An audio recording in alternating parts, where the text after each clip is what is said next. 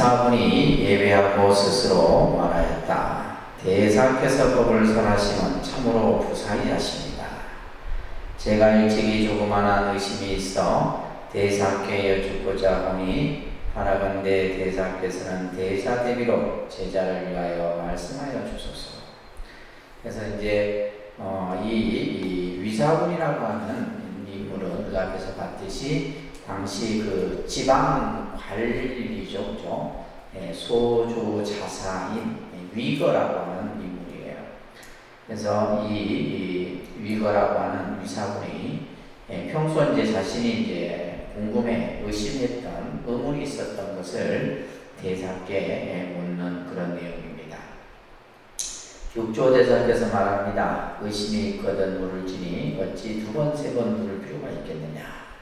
의심이 있으면 바로 묻어라. 그런 얘기예요. 자, 위사분이 묻습니다. 대사께서 설하신 법은 서쪽 나라에서 오신 제1조 달마 조사의 중지가 아닙니까? 그러니까 이제 지금 육조 스님께서 말씀하신 그 선의 종지가 달마로부터 내려온 가르침이 아닌 것입니까? 라고 이제 묻는 거예요. 그러자 대사가 말합니다. 그렇다. 그죠? 바로 이제 달마의 법을 이은 거죠. 달마의 종지를 이었다. 이렇게 이제 얘기를 합니다. 그러자 이제 위사분이 제자가 되사오니 달마대사께서 양무제를 교화하실 때 양무제가 달마대사께 묻기를 짐이 한평생 동안 절을 짓고 보시를 하며 공양을 올렸는데 공덕이 있습니까? 라고 하자 달마대사께서 전혀 공덕이 없습니다. 라고 대답하시니 양무제는 불쾌하게 여겨 마침내 달마대사를 나라 밖으로 내보내었다고 하는데 이 말을 잘 알지 못하겠습니다. 청하온대 대사께서는 말씀해 주십시오. 이렇게 이제 묻는 내용이 나오죠. 이게 이제 유명한 그 달마와 양무제가 주고받은 이제 이야기입니다. 이제 달마라고 하는 인물은 이제 인도 승려예요. 서역의 승려인데 이제 그 선법을 전하기 위해서 이제 중국에 첫 발을 내딛는데 그것이 당시 이제 수나라 나라로 치면 수나라 시대입니다. 그 수나라의 황제가 이제 양무제라고 하는 수양제라고도 하죠, 그죠? 이 양무제가 어떻게 이제 이 달마와 양무제를 만나게 되냐면 당시 이제 이 달마가 처음 배를 타고 중국에 내리게 되는데 이때 이제 지방 관료가 이상한 모습을 한 외국 승려가 뭐 승려인지 모르죠, 그죠? 이상한 어떤 옷차림을 한 사람이 이제 자기 그 지역에 온 것을 궁에다가 보고를 하죠. 보고를 해서 이제 이 양무제가 그 이국의 승려를 왕궁으로 초대를 하는 겁니다. 근데 이제 양무제가 봐도 보통 인물이 아니에요. 달마라는 인물이. 그래서 이제 이 양무제 또한 불교를 아주 신봉했던 그런 이제 중국 역사에 몇 안 되는 황제입니다. 그래서 이 양무제는 왕이 되고 나서 절을 짓고 탑을 세우고 스님들을 교육을 시키고 또 엄청난 재물로서 사찰에 보시를 하고 이렇게 했던 왕입니다. 그러니까 이제 자신이 지금까지 해왔던 그런 어떤 공적에 대해서 이 아주 뭔가 좀 이제 어떤 이 이국의 승려인 달마에게 자신의 그것에 대해서 물었던 거죠, 그죠? 그래서 이제 여기서도 말하고 있는 것처럼 한평생 내가 절을 짓고 보시를 하며 부처님 전에 공양을 올렸는데 그 공덕이 얼마나 됩니까? 라고 묻자 이제 달마가 하는 말이 병무공덕이다, 무공덕이다, 공덕이 없다, 이렇게 딱 한마디로 얘기합니다. 근데 이제 양무제는 그 얘기를 듣고 나서는 추참, 불쾌하게 여겼어요. 괘씸하게 여긴 거죠. 아니, 황제가 한 일에 대해서, 이렇게 묻는 것에 대해서도 이제 어떤 표현이 상당히 조심스럽게 해야 되는데 이 달마는 그냥 한마디로 그냥 아무 공덕이 없다 이래 버리니까 이 양무제가 매우 불쾌하게 여기게 되죠. 그래서 여기서 지금 여기서는 보면 달마대사를 나라 밖으로 내보내었다고 하는데 실제 달마대사를 내보낸 게 아니라 달마대사가 이 양무제하고 몇 마디 주고받았더니 아직까지 내가 이곳에서 법을 펼칠 것이 아님을 알고는 떠나죠. 떠나서 어디로 떠나요? 당시 이제 소림사, 숭산 소림사로 들어가게 돼요. 그런 얘기들이 이제 우리가 보통 이제 여러 서적에서 전해집니다. 자, 이것에 대해서 지금 이제 이 자사위거라고 하는 사람이 왜 달마대사가 아무 공덕이 없다라고 얘기했느냐 이거에 대해서 이제 물은 거예요. 그러자 육조대사가 말하죠. 참으로 공덕이 없다. 실무 공덕이니 이거는 진실로 무공덕이다. 공덕이 없다라고 말한다. 사구는 대사의 말씀을 의심하지 말라. 그래서 이 육조스님께서 지금 달마대사가 공덕이 없다라는 말에 대해서 의심을 하지 말아라. 양무제가 삿된 길에 집착하여 바른 법을 모르는 것이니라. 양무제가 이제 달마가 무공덕이라고 하는 그 근본 이치를 잘 모르고 있다. 그러면서 유사물이 물었습니다. 어찌하여 공덕이 없는 것입니까? 하이 무공덕이고 어찌하여 공덕이 없다라고 얘기하는 것입니까? 이하자 육조대사가 말하죠. 자, 여기서 이제 중요한 설법이 설해지는 거예요. 절을 짓고 보시하며 공양을 올리는 것은 다만 복을 닦는 것이다.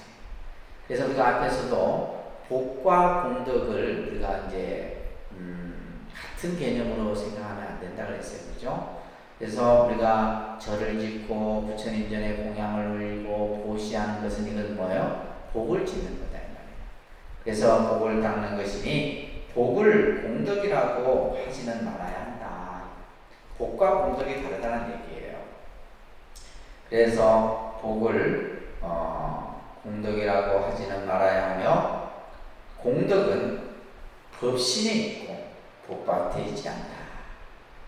공덕이라고 하는 것은 법신에 있는 것이지 복전에 있는 것이 아니다. 그러면서 자기의 법성에 공덕이 있다. 자기의 마음 안에 공덕이 이미 갖춰진 것이지 이 공덕이라고 하는 것이 복과 복처럼 복밭으로서 나타나는 것이 아니다라는 거예요. 그러면서 이제 공덕에 대한 정의를 내리고 있어요. 바랍니다. 견성이 곧 공이요. 자, 큰 소리로 견성이 곧 공이요. 평등하고 고듬이 곧 덕이니라. 자, 우리가 공덕할 때 이 공덕의 의미가 뭐냐? 견성이 곧 공이다라는 말은 내 마음을 보는 것이 공이에요. 공이란 뜻은 내 마음의 자성자리를 보는 것이 공이고 평등하고 고든 것이 곧 덕이다. 덕이라고 하는 것은 마음이 그죠? 평등하고 고든 마음이 바로 덕이다. 그래서 공덕이라고 하는 것은 내 마음의 자성을 항상 평등하게 또 곱게 가지는 것이 바로 공덕의 의미다라는 겁니다. 그러면서 안으로 불성을 보고 불성을 본다는 것은 마음을 본다는 얘기예요. 밖으로는 공경할지니 말이에요. 안으로는 불성을 보고 밖으로는 공경하는 마음을 가져야 된다. 만약 사람들을 경멸하고 아상을 끊지 못하면 이것은 곧 스스로 공덕이 없는 것이고 자성은 허망하여 법신이 공덕이 없느니라. 그러니까 이 말은 무슨 말이냐면 이 양무제가 자신이 이제 그 여러 가지 그죠? 절을 짓고 보시하고 한 것에 대해서 상을 내지 않았다면 그것이 공덕이 됐을 텐데, 그러니까 내가 한 행위가 어느 정도입니까? 라고 상을 낸 거예요. 상을 냈기 때문에 뭐라 그런 거예요? 그것은 복이 될지언정 공덕은 되지 못한다. 그래서 법신에는 공덕이 없다. 이렇게 얘기를 하는 거예요. 그래서 우리가 스스로를 아상을 끊지 못하면 이것은 스스로에게 공덕이 없는 것이고 스스로의 자성은 허망해서 법신의 공덕이 없다. 그러면서 생각마다 덕을 행하고 염려덕 행하여 마음이 평등하여 굳으면 곧 공덕이 가볍지 않으리라. 그러니까 공덕이라고 하는 것은 뭐냐면 생각 속에 덕을 행하는 것이고 마음이 평등해서 항상 마음이 굳으면 그것이 바로 공덕이다. 그래서 공덕이라고 하는 것은 없어지는 게 아니에요. 그죠? 우리가 무르공덕이다. 공덕은 없어지는 것이 아니에요. 근데 복이라고 하는 것은 우리가 이제 복을 닦기도 하지만 복을 또 우리가 쓰고 나면 없어지기도 하는 것이 복이에요. 그래서 복과 공덕에 대해서 얘기를 하는 겁니다. 그렇기 때문에 항상 남을 공경하고 스스로 몸을 닦는 것이 곧 공이요. 그러니까 공의 의미를 또 하나 설명하는 거잖아요. 항상 남을 상대를 공경하고 스스로를 닦는 것, 이게 바로 공이고 스스로 마음을 닦는 것이 공덕이다. 그래서 이 지금 이 글귀는 공덕을 아주 잘 드러내는 구절이에요. 그러니까 이제 절에 와서 여러분들에게 공덕을 짓는다고, 그죠? 절에 와서 하는 것이 모든 것이 다 공덕을 짓는 일들인데 그 공덕이라고 하는 것이 뭐냐? 항상 상대를 존중하고 스스로를 그죠? 닦고 또한 스스로 마음을 잘 가꾸는 것이 바로 공덕이다. 이런 얘기예요. 그래서 여기서 말하는 이 공덕의 의미가 우리가 이제 진짜 공덕의 참 의미를 얘기하는 것입니다. 그래서 공덕이라고 하는 것은 자기의 마음으로 짓는 것이다. 공덕은 뭐다? 자기의 마음으로 짓는 것이에요. 그러니까 어떤 물질로 사는 것이 아니라 내 마음. 그러니까 마음을 잘 쓰는 것이 공덕이다. 이런 얘기예요. 마음을 잘 쓰는 것이 공덕을 짓는 거예요. 그래서 마음을 잘 쓴다는 것은 어떻게 쓰는 거예요? 남을 존중하고, 그죠? 상대를 평등하게 대하고, 차별하지 않고, 스스로를 닦고, 이것이 바로 공덕이다. 이와 같이 복과 공덕이 다른 것을 무죄가 다른 이치를 알지 못한 것이요. 다만 대사께 허물이 있는 것이 아니라. 그래서 이제 육조 스님께서 이 자사위거에게 바로 공덕과 복이 다르다는 것을 이렇게 일러주는 내용이에요. 그러니까 앞에서도 이 내용이 나왔었습니다. 그죠? 자, 그렇게 이제 얘기를 하고 나서 위사군이 또 예배하고 또 묻습니다. 제자가 보니 스님과 도사들과 송인들이 항상 아미타불을 생각하면서 서쪽 나라에 가서 나기를 바랍니다. 그래서 모든 사람들이 다 나무 아미타불 하면서 이제 왕생 정토를 바란다. 청하온대 대사께서는 말씀해 주십시오. 저기에 날 수 있습니까? 그가 극락에 태어날 수 있는 것입니까? 극락이라고 보는 것이 과연 있는 것입니까? 그러니까 이것은 어떻게 보면 여러분들이 또 평상시에 가졌던 의문이기도 해요. 그죠? 과연 극락이 있느냐는 거예요. 극락이라고 하는 것이 죽고 나서 가는 세계냐? 과연 실제로 우리가 갈 수 있는 곳이냐? 만약에 극락이 있다면 그곳이 어디냐? 이것에 대해서 이제 위사군이 이제 육조에게 묻습니다. 대사가 말하죠. 사고놈들을 지니 hin행이 말하여 주리라. 세종께서 사이국에 계시면서 서방 정토회로 인도하여 교화하는 말씀을 하셨느니라. 먼저 육조스님께서 뭐요? 경전의 말씀을 먼저 해요. 분명히 서가모니 부처님께서 그죠? 사이국, 기수국, 고도본에 계시면서 극락세계라는 그 세계에 대해서 말씀하셨다 이 말이에요. 경에 분명히 말씀하시기를 여기서 멀지 않다고 했다. 그러니까 이제 이 아미타경에도 이제 이런 구절이 나옵니다. 극락이라고 하는 것이 여기에서 멀지 않다고 했다. 다만 낮은 근기의 사람을 위하여는 멀다 하고 가깝다고 말한 것은 다만 지혜가 높은 사람 때문이다. 자, 이 말의 의미를 여러분들이 잘 이해를 하셔야 돼요.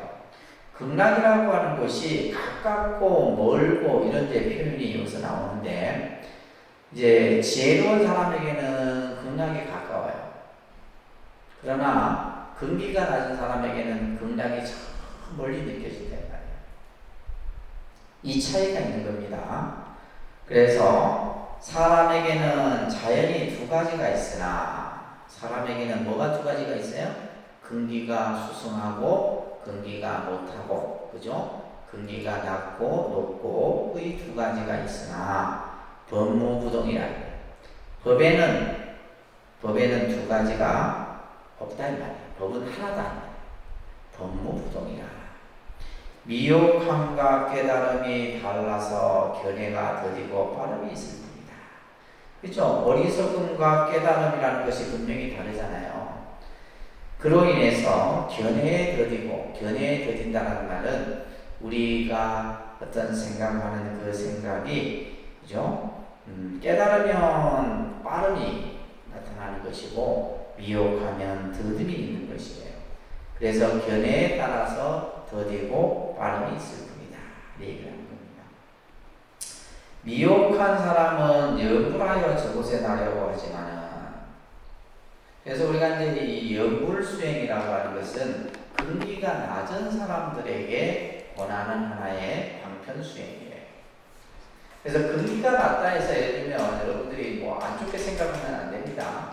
그러니까 염불이라고 하는 것은 보통 이제 근기가 낮은, 그죠? 우리가 그것을 하근기라 얘기를 해요. 근기가 낮은 사람들에게 그 이제 방편으로 하는 얘기죠. 그래서 지금 여기서도 말하고 있는 것처럼 미혹한 사람은 염불하여 저곳에 나려고 하지만은, 이 말은 뭐냐? 근기가 낮은 사람에게는 나무아미타불을 통해서 저 극락세계에 태어나려고 하지만은, 깨달은 사람이란 근기가 수승한 사람이에요.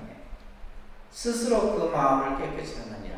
이 말은 뭐냐면 그 마음을 깨끗이 한 그 자리가 바로 극락이다. 그래서 우리가 어리석은 사람은 염불을 해서 극락세계에 가려고 하지만은, 우리가 예를 들면 지혜가 있는 사람은 그 자리가 바로 극락인 줄 안다 이런 얘기예요. 그렇기 때문에 아까 뭐요? 극락이라고 하는 것이 어리석은 사람에게는 멀리 있게 느껴지고 지혜로운 사람에게는 이 자리가 바로 극락이다. 그래서 극락이라고 하는 것이 가깝고 사실은 멀고의 차이가 있는 것이 아니에요. 우리 중생이 갖고 있는 근기에 따라서 달리 그렇게 나타나는 겁니다. 그래서 부처님께서는 그 마음이 깨끗함을 따라서 부처의 땅도 깨끗하다. 마음이 깨끗함으로 인해서 부처님의 세계도 깨끗하다라고 말씀하셨다. 사군이여, 동쪽 사람일지라도 다만 마음이 깨끗하면 죄가 없는 것이고, 서쪽 사람일지라도 마음이 깨끗하지 않으면 허물이 있느니라. 예를 들면 우리가 동쪽, 그러니까 보통 극락세계를 저 서쪽에 있다 얘기하거든요. 서쪽에 극락세계가 있는 게 아니다 이 말이에요. 그러니까 예를 들면 동쪽에 있을지라도 마음이 깨끗하면, 그죠? 그 자리가 바로 극락이 되는 거고, 서쪽에 있다 할지라도 내가 마음이 깨끗하지 못하면 그 자리가 예를 들면 정토가 될 수 없는 거죠.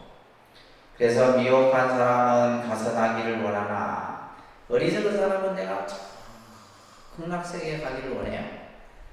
그러나 동방이나 서방이든 사람이 있는 곳으로는 한 가지다. 동서남북이 따로 있는 것이 아니다. 그래서 우리가 극락세계라고 하는 것이 서쪽에만 있는 게 아니다 이런 얘기예요. 다만 마음에 깨끗하지 않음이 없으면 서방 정토가 여기에서 멀지 않고, 마음이 깨끗하지 않음이 없다면 마음이 깨끗하면 이런 뜻이에요. 이제 부정을 두 번 쓰니까 여러분들이 좀 어렵게 느껴지는데, 마음이 깨끗하면 뭐다? 극락세계가 여기에서 멀지 않고 이런 뜻이에요. 무슨 말인지 아시겠어요? 우리가 마음이 깨끗하면 극락세계가 바로 이 자리가 바로 극락이다 이런 얘기예요. 또 마음에 깨끗하지 않는 생각이 일어나면, 그죠? 염불하여 왕생하고자 해도 이르기 어렵다. 그러니까 중요한 것은 뭐예요? 마음이 깨끗하느냐, 마음이 깨끗하지 않느냐. 마음이 깨끗한 사람에게는 이 자리가 바로 극락이고, 마음이 깨끗하지 않는 자에게는 뭐다? 아무리 염불을 해서 극락세계를 가려고 해도 그 극락세계로 가는 것은 멀리 있다는 얘기예요. 자, 그래서 지금 이제 극락이 어디에 있느냐? 그것에 대해서 지금 이제 육조스님께서 말씀을 하는 겁니다. 그래서 십악을 제거하면 바로 10만 리를 가고 팔사가 없으면 바로 8천 리를 지난 것이다. 다만 고든 마음을 행하면 도달하는 것은 손가락 튕기는 것과 같다. 뭐냐면 손가락을 탁 튕기는 사이에 그 자리가 바로 극락이다. 극락이라고 하는 것이 멀리 있는 것이 아니다. 마음이 깨끗한 곳에 극락이 있다. 아시겠죠? 그래서 우리가 마음이 깨끗하고 청정한 그 자리가 바로 극락이다. 사군이 여다만 10선을 행할지니 10가지 착한 일을 행하라. 어찌 모름지기 진짓 왕생하기를 바랄 것이냐. 극락세계를 가고자 뭘 이렇게 바라느냐. 네가 현실에서 착하게 살면 그 자리가 바로 극락인데 꼭 뭐 죽어서 극락 가기를 바라느냐. 아니라는 거예요. 네가 현실에서 착한 마음 10가지 착한 일을 행하면 그 자리가 바로 극락이다. 시박의 마음을 끊지 못하면 어느 부처가 와서 맞이하겠느냐. 그죠? 우리 마음속에 나쁜 업을 끊지 못하면 어느 부처가 와서 너희를 맞이하겠느냐. 만약에 생사를 여인 돈법을 깨달으면, 그죠? 이게 지금 이제 생사를 여인 돈법, 이게 바로 이제 수원에서 말하는 가장 중요한 개념이에요. 이것을 깨달으면 서방 정토를 찰나에 볼 것이요. 그러니까 우리가 이러면 한 생각 다 깨달으면 그 자리가 바로 다 극락이다. 극락이 따로 있는 게 아니에요. 우리가 예를 들면 도노의 이치를 깨닫는 순간 그 자리가 바로 극락이다. 동교의 큰 가르침을 깨치지 못하면 미음부를 하여도 왕생할 그임을. 그래서 이제 우리가 아미타경에 보면 극락세계가 서쪽으로 10만억 국토를 지나간 곳에 극락이 있다 그래요. 그것은 어떻게 보면 이제 우리 중생의 입장에서 보면 극락세계라고 하는 것이 참 멀리 있는 것처럼 느껴지는데, 지금 이제 육조스님의 말씀대로라면 한 생각 딱 깨치면 뭐예요? 그 자리가 바로 극락이다. 자, 그러면서 어떻게 도달하겠느냐? 어떻게 도달하겠느냐? 육조스님이 말합니다. 해님이 사도를 위하여 서쪽 나라를 차울라 사이에 옮겨 은하에 바로 보게 하리니 보기를 바라느냐. 자, 이게 잘 들어보세요. 극락세계를 내가 지금 네 눈앞에 보이도록 하겠다. 네가 보고 싶느냐? 이렇게 묻는 거예요. 육조스님께서 이 사분에게 극락세계를 보고 싶느냐? 내가 너 눈앞에 극락세계를 보여주겠다. 이렇게 얘기를 합니다. 위사문이 예비하면서 말합니다. 만약 여기서 볼 수 있다면 어찌 일부러 가서 극락세계에 가겠습니까? 그렇잖아요. 그죠? 극락세계를 내 지금 눈앞에 보여주겠다는데 내가 굳이 극락세계에 갈 이유가 있겠냐? 원하건대 대사께서 자비로서 서쪽 나라를 보여주신다면 매우 좋겠습니다. 대사께서 말합니다. 불현듯 서쪽 나라를 보아 의심이 없을 것이니 곧 흩어지리라. 이게 이제 선문답이에요. 그러니까 보고 싶으냐? 그러니까 보고 싶습니다. 이러자 이제 이 육조스님께서 자, 이게 극락이다 이렇게 보여주십니다. 자, 이게 극락이다. 그렇게 그러고 나서는 다 대중들은 흩어져라, 돌아가라. 이게 이제 선사들의 설법이에요. 그냥 극락세계를 보고 싶으냐? 극락세계를 보고 싶습니다. 그러자 육조스님께서 자, 이게 극락이다 이렇게 보여줍니다. 불현듯 서쪽 나라를 보아 의심이 없을 것이니 곧 흩어져라. 이 말이 그런 얘기예요. 이 지금 모습에 대중들이 놀라요. 지금 여러분들이 놀라잖아. 이게 극락이다 이렇게 지금 이 자리가 극락이다 이렇게 보여주니까 이게 도대체 무슨 말인지 대중들이 놀라서 영문을 몰라요. 대사께서 말합니다. 대중이여, 대중은 정신 차리고 들을지니 세상 사람들의 자기 색신은 선이요.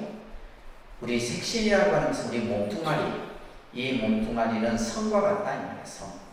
선과 같고 눈, 귀, 코, 혀, 몸, 바로 이것은 성의 문이니, 그죠? 성으로 들어가는 문이다. 밖으로는 5문이 있고, 안으로는 뜻의 문이 있다. 밖으로는 5문이 있어요. 색, 수, 상, 행, 그죠? 안이비, 설신이라고 하는 5개 문과 또 안으로는 뜻의 문이 있으니 마음은 바로 땅이요. 마음이라고 하는 것은 땅에 비유를 하고 성품은 바로 왕이니. 그래서 이것을 이제 우리가 보통 심왕이라고도 하죠. 심왕. 마음을 땅에 비유를 하고, 그죠? 또 성품, 성을 왕이라 이렇게 비유를 하는 거예요. 그래서 성품이 있으면 왕이 있고 성품이 떠나면 왕은 없느니라. 그래서 이것을 우리가 보통 심성이라는 말로 한마디로 표현하는 거예요. 그러니까 심은 뭐예요? 심이라고 하는 것은 이건 땅이라고 그랬잖아요. 그죠?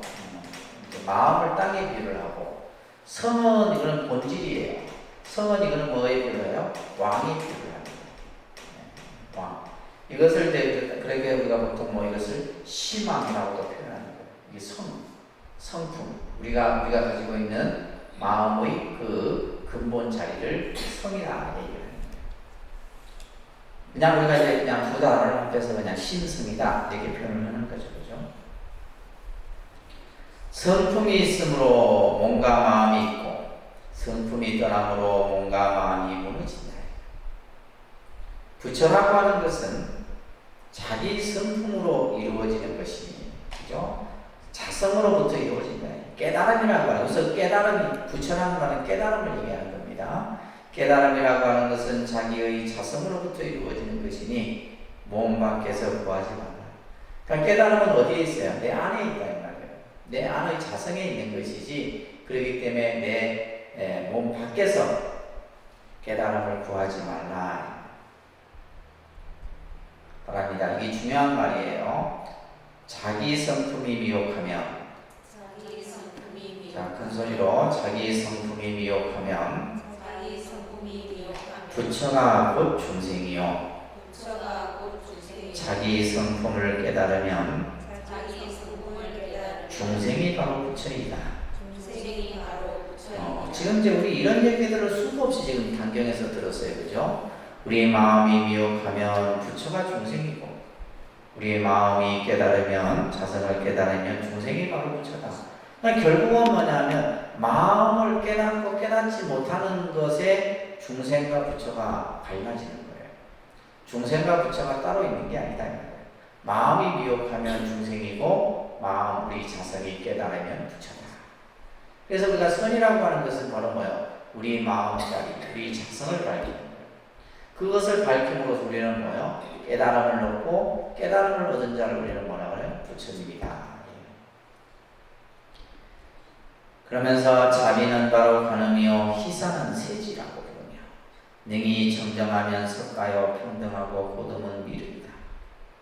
이 나상은 수미요 인상과 아상은 저 높은 수미산과 같다 이 말이에요. 삿된 마음은 큰 바다며 번뇌는 파랑이요. 번뇌는 파도와 같은 그 파도가 치는 파랑이다. 독한 마음은 노와 같고 악한 용이며 진로는 물고기와 자라요. 진로는 번뇌를 말하는 거예요. 험한 마음은 바로 귀신이며 삼독은 바로 지옥이요 어리석음은 바로 축생이며 십선은 바로 천당입니다. 자, 이렇게 이제 하나하나 비유를 하고 있어요. 인아상이 없으면, 아상과 인상이 없으면 수미산이 저절로 거꾸러지고, 그죠? 인상과 아상을 끊어버리면 이 수미산이 저절로 거꾸러지고, 삿된 마음을 없애면 바닷물이 마르고, 번뇌가 없으면 파랑이 없어지고, 독해를 제거하면 물고기와 용이 없어진다.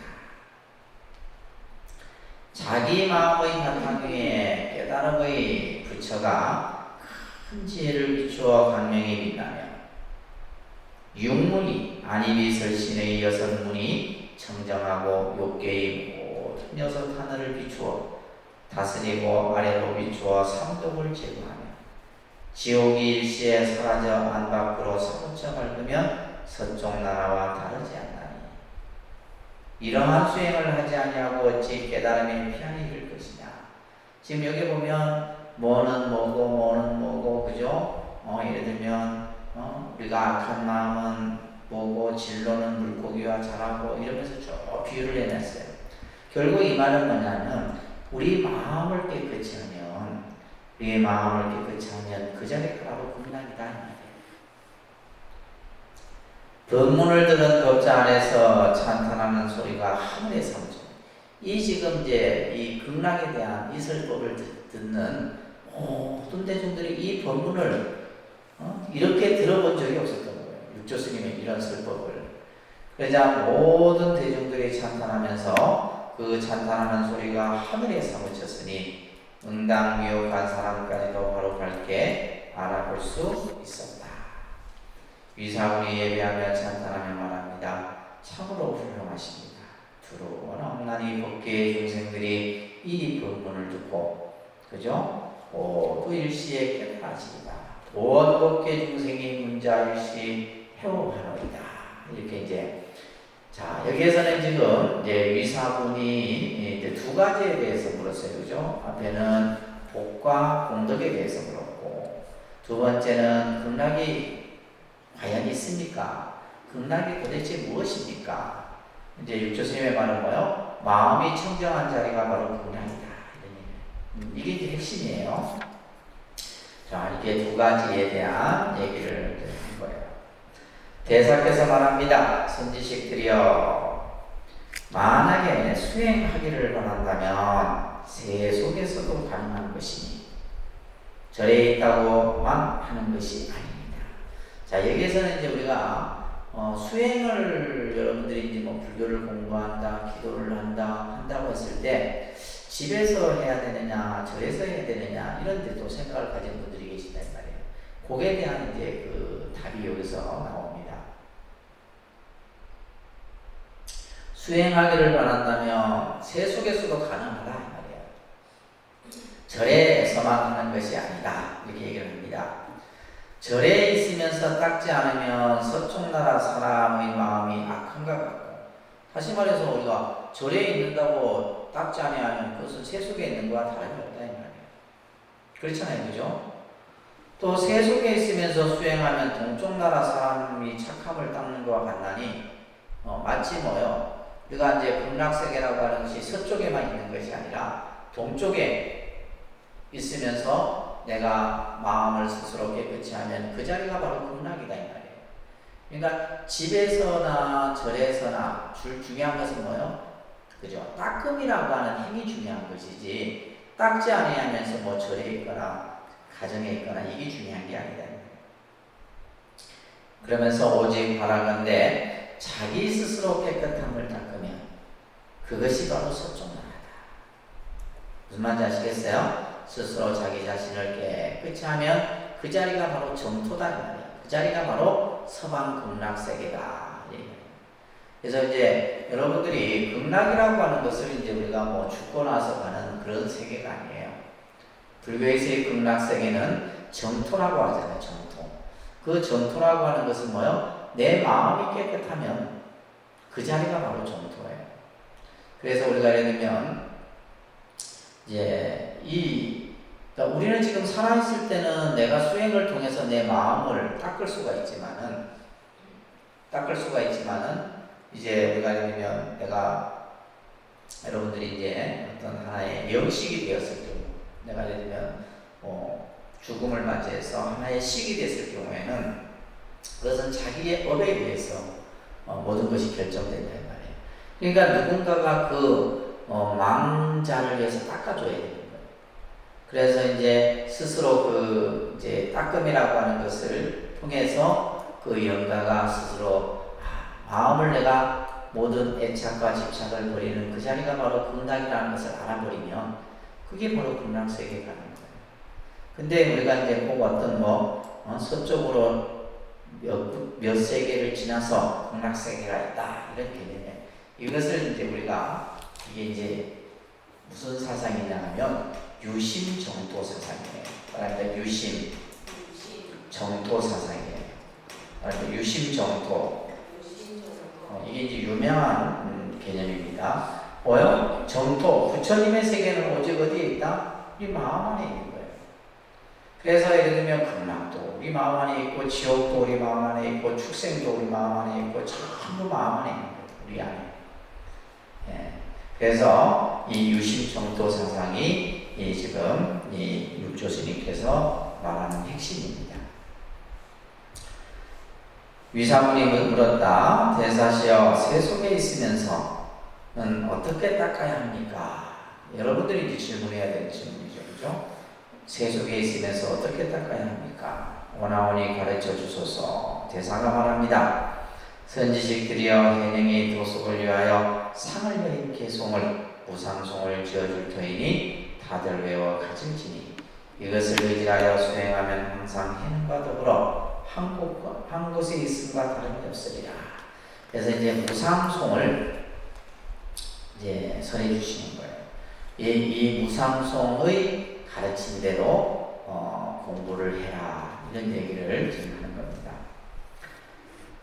자, 이 개송도 아주 중요한 개송이에요. 조금 어려울 수도 있는데 한번 보도록 할게요. 설법도 통달하고 마음도 통달하여 해가 호공에 떠오름과 같나니 오직 동교의 법만을 전하여 세간의 삿된 가르침을 부수는도다. 설통, 이제 설통이라는 말은 설법이 자유자재하고 또한 마음도 막힘이 없이 통달해서 이것은 마치 해가 허공에 떠올라서 온 세계를 비추는 것 같다 이 말이에요. 부처님 법을 살아는데도 막힘이 없고, 그러니까 마음도 일체 막힘이 없는 것이 마치 해가 허공에 떠올라서 비추는 것과 같으니 오직 동교의 법만을 전하여, 그죠? 이 동교의 법이 바로 이제 이 우리가 반야 지혜의 법이다 이 말이에요. 세간의 삿된 가르침을 다 부수는도다. 가르침에는 돈과 점이 없으나, 그죠? 교중 무돈점이요, 부처님의 가르침에는 돈과 점이 따로 세워져 있는 것이 아니에요. 단지 우리 중생이 미혹함과 깨달음에 의해서, 그죠? 더디고 빠름이 있다. 만약에 동교의 법을 배운다면 어리석은 사람도 미혹하지 않느니라. 그래서 동교의 법을 배우는 도노의 가르침, 이 동교를 배워야지만 중생들이 미혹하지 않는다. 설명하자면 비록 1만 가지나 이것을 이제 말로써 풀어서 얘기하자면 헤아릴 수 없다는 말이에요.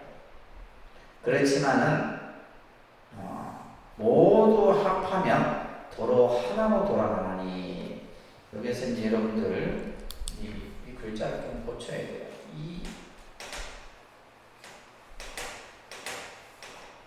이게 뭐냐면 한자가 합니인데 이 떠날 이자가 아니고 이치자로 바꿔요. 요 글자로 합니. 이 글자로 떠날 이자가 아닙니다. 이 글자가 잘못됐어요. 요 글자가 아니고 이건 떠날 이자예요. 떠날 이자, 이 글자가 아니고 이치자를 써야 돼요. 합니 황귀리니. 예를 들면 이치로 계하하면 전부 하나로 돌아갑니다. 그러니까 말로 풀어놓으면 여러 가지나 그것을 이치로 다 한마디로 얘기하면 그것은 하나로 돌아간다, 이런 뜻이에요. 번뇌의 어둠 속에서 항상 지혜의 해가 떠오르게 하라. 캄캄한 어둠 속에서 항상 밝은 지혜의 해가 떠오르게 하는 거예요. 삿됨은 번뇌를 이전하여, 그죠? 우리가 사라고 하는 것은 이것은 올바르지 않은 정사의 반대 개념이잖아요, 그죠? 그래서 삿된 것은 번뇌로 인해서 생기는 거죠. 정은 뭐다? 번뇌를 제거함으로써 오는 것이다. 그래서 삿됨과 발음을 모두 여의며 오직 깨끗함만 남을 뿐이다. 청정지 무여로다. 이 청정지, 깨끗함만 남는다라는 말은 뭐예요? 청정에서 일체 모든 깨끗하고 더러움이 다 없어지는 거예요. 이게 이제 불법의 세계라는 겁니다. 그렇기 때문에 본인은 본래 깨끗하나 마음을 일으키는 것이 바로 망상이라. 이게 중요한 말이죠, 그죠? 한 생각 일으키는 게 망상이에요. 마음을 일으키는 것이 바로 망상이라. 여러분들이 이제 선을 하면서 한 생각 일으키는 그 한 생각이 바로 뭐다? 망상 번뇌다. 깨끗한 성품이 망령 가운데 있나요? 자, 이 말도 중요한 말이에요. 우리의 그 깨끗한 마음이 어디에 있어요? 망념 안에 있다. 망념 안에 있는 거예요. 그러니까 망념을 제거하면 어떻게 돼요? 깨끗한 마음이 그대로 드러나는 거예요. 근데 그 깨끗한 마음이 망념이 덮어버리고 있는 거예요. 그래서 우리가 수행이라고 하는 것은 그 깨끗한 마음을 덮고 있는 그 번뇌 망념을 제거하는 거죠. 없애게 되면 뭐예요? 그 자리에 그대로 깨끗한 우리 자성이 그대로 밝게 빛나고 있다 이런 얘기입니다. 그렇기 때문에 오로지 바르기만 하면 세 가지 장애를 없습니다. 세 가지 장애. 이것은 이제 우리의 번뇌의 세 가지들을 얘기하는 겁니다. 만약에 세간에서 돌을 닦으려 하면 일체 모두가 방해롭지 않나니. 그러니까 예를 들면 세간에서 돌을 닦고자 할 때는 일체가 다 모든 것이 장애다. 그러니까 쉽게 말해서 아무래도 그렇잖아요, 그죠? 세속에서 우리가 돌을 닦는 것은 힘들다 이 말이에요. 여러분들처럼 생업에 종사해야 되고 가사 일을 해야 되고 하다 보면 돌 닦기가 쉬운 게 아니다. 그러나 이제 우리가 예를 들면 뭐 산속에 있는 스님들이야 그 하는 일이 그냥 돌 닦는 일이니까 아무래도 다르겠죠, 그죠? 그래서 일체 모두가 방해롭지 않나니 모든 것이 다 방해다 이런 뜻이에요. 항상 자기의 허물을 드러내게 하면, 자, 이 구절도 중요한 말입니다. 상견제기가 하라. 항상 자기의 그 허물을 드러내라. 우리는 어떻게 해요? 자기 허물을 자꾸 감추려고 하죠. 자기의 허물을 자꾸 감추려고 하고 남의 허물을 보려고 하는데 육조 스님께서는 이것에 대해서 굉장히 엄격하게 말씀해요. 자기의 허물을 드러내라. 자기의 허물을 드러내면 그것은 바로 뭐다? 여도즉 상당이다. 그것은 도와 더불어 부합된 서로 합하는 것. 그것이 바로 도 닦는 마음이다. 그러니까 자기의 잘못된 것을 자꾸 이렇게 들추어내야 돼요. 자꾸 들추어내서 그것을 고쳐나가야 되는 것이지, 우리는 보면 자기 잘못된 것을 자꾸 숨기죠. 숨기고 자기의 그 허물은 숨기고 다른 사람의 허물만 잘했니 못했니 이렇게 얘기를 하는데, 그렇게 하게 되면 도하고는 108,000이다 이런 얘기예요. 형상이 있는 것에는 본디도가 있거늘 생류자유도는, 그러니까 형상이 있는 것이라는 것은 모든 생명이 있는 것에는 다 도가 있다. 모든 것에, 자, 여기 컵에도 도가 있다는 얘기예요. 모든 일체만 물에 다 도가 있다는 거예요. 도를 떠나 따로 도를 찾는데, 도를 떠나서 또 다시 도를 찾는데, 도를 찾아도 도를 보지 못하나니. 도라고 하는 것이 바로 여기에 있는데 우리는 자꾸 딴 데서 도를 찾고 있는 거예요. 그래서 이제 그것을 마치 이제 그 유명한 그 선시가 있죠, 그죠? 그가 이제 추운 이제 그 겨울에 이제 이 봄을 찾고자 한 나그네가 온 산을 헤맵니다. 추운 겨울에 어디 가서 봄을 찾아? 그런데 이제 온 산을 헤매다가 자기 이제 집 앞에 이르러서 그 집 앞에 마치 매화가 그 한 꽃잎이 핀 것을 보고, 내가 지금까지 봄을 찾았건만 봄이 어디에 있는 거예요? 내 집 앞에 있더라는 얘기예요. 그래서 우리가 도를 놔두고 도를 찾고 있는 거예요. 그러니 도를 찾아도 도를 보지 못하는 거예요. 오히 도리어 뭐요? 스스로 고뇌만 있는 거예요. 그 도를 찾고자 하는 그 고뇌만 있습니다. 자, 그 다음에 아주 기가 막힌 말이에요. 만약에 애써 도를 찾고자 한다면 약욕 탐욕도인데 행정이 즉시도다. 이건 어떻게 이제 해석을 하냐면 행동의 발음이 이렇게 하면 해석이 잘못된 거예요. 바르게 행함이 이렇게 고쳐야 돼요. 어떻게 고친다고요? 바르게 행함이 고쳐야 돼요. 무슨 행동이 발음이 이런 잘못된 해석이에요. 바르게 행하는 것이 바로 도다. 도가 뭐라고요? 바르게 행하는 것이 바로 도다. 바르게 행하는 것. 이것이 바로 도다. 스스로에게 바른 마음만 없으면 어둠 속 길이라 도를 보지 못하리라. 그죠? 스스로에게 바른 마음이 없으면 마치 어둠 속에서 우리가 길을 헤매는 것과 같은 거예요. 그러니까 그 도의 길을 우리는 찾지 못하는 겁니다. 만약에 참으로 도를 닦는 사람이라면 세간의 어리석음을 보지 않나니 만약 세간의 잘못을 푸는 것은 자기의 잘못이니 도리어 그것이 허물이다. 여러분들 꼭 기억해야 될 문구가 나와요. 따라합니다. 남의 잘못은 나의 허물이요. 나의 잘못은 스스로 죄 지음이니 오직 스스로 잘못된 생각 버리고 번뇌를 물리쳐 부수는 도다. 이 구절 꼭 기억하세요. 타비는 아유제요, 아비는 자유제. 다른 사람의 그릇 때문에 나에게 허물이 있는 것이요. 그때 우리는 그러잖아요. 다른 사람의 허물은 네가 잘못해서 한 거지. 그렇잖아요. 오히려 막 그냥 막 이렇게 남의 잘못은 그 당사자에게 그냥 돌려버린다. 그러니까 예를 들면 여러분들이 자식이 잘못된 것은 뭐예요? 여러분들의 허물인 거예요. 그렇잖아요, 그죠? 자식이 잘못된 것은 부모의 허물이지 자식의 허물이 아닌 거예요. 남의 잘못은 나의 허물이요. 또 나의 잘못, 내가 잘못된 것은 뭐다? 내가 스스로 나에게 허물이 있는 것이니. 이 말의 의미를 꼭 여러분들 기억하셔야 됩니다. 아셨죠? 아시겠어요? 이게 도를 닦는 마음이에요. 남의 허물도 나의 허물이고 나의 허물 또한 나의 죄다. 그래서 이제 앞에서도 이제 입주단경에 입주스님께서는 남을 탓하지 마라. 남을 탓하지 마라. 남을 탓할 시간이 어딨냐. 내 공부하기도 바쁜데.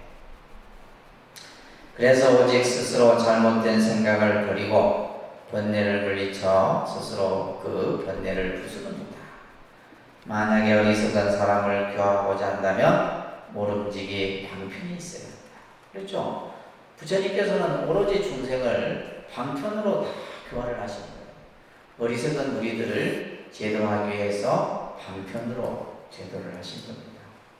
그들로 하여금 의심을 깨뜨리게 할지니 바로 보리가 나타납니다. 법이라고 하는 것은 원래 세간에 있다.